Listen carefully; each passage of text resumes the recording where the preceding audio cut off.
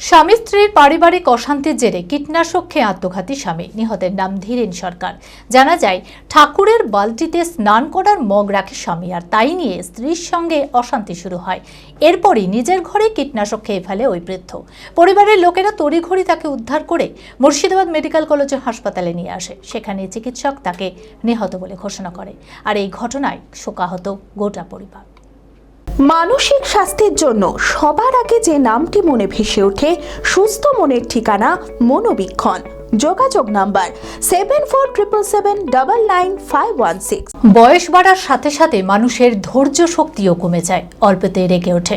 এমনই এক ঘটনা ঘটল সাগরপাড়া থানার নীলাম্বরপাড়া এলাকায়। নিহতের নাম ধীরেন সরকার।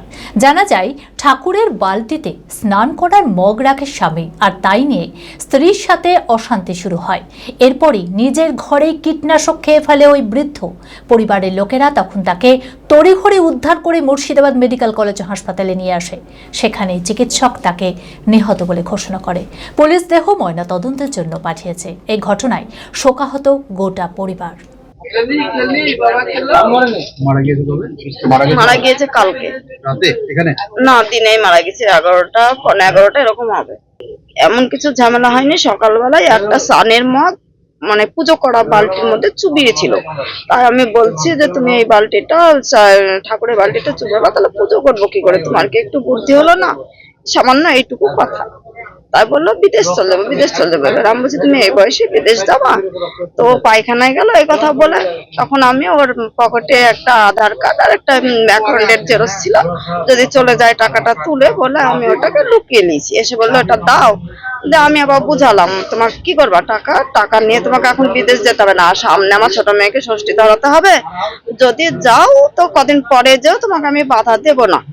তাই বললাম, দিয়ে আমি ওইটা দিইনি। এই তো কোনো ঝামেলা গন্ডগোল কিছু নেই। তারপরে ভাত খেয়েছে, চা খেয়েছে, সবই আমরা দুজনাই মিলে একসঙ্গে খেয়েছি, সবই করেছি। ওর মনের মধ্যে যেটা আছে বুঝতে পারি, হ্যাঁ ওর মনের মধ্যে যেটা আছে বুঝতে পারি। দর্জির কাজ সময় খেতে করতে, এদিকে চোখে একটু কম দেখে, ওর লেবারের কাজও করে। জেড একাডেমি গত 3 বছর সাফল্যের পর চতুর্থ বছরের পথ চলা। 2026-27 শিক্ষাবর্ষে অনলাইন ও অফলাইন ফর্ম ফিল আপ চলিতেছে।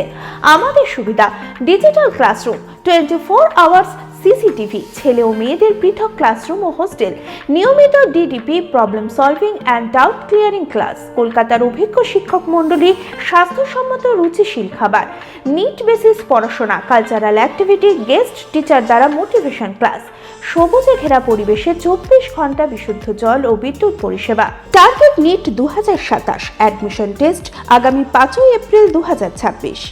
2027-এর নিট ও জেইই পরীক্ষায় সফল হতে আজই আসুন জেড একাডেমিতে।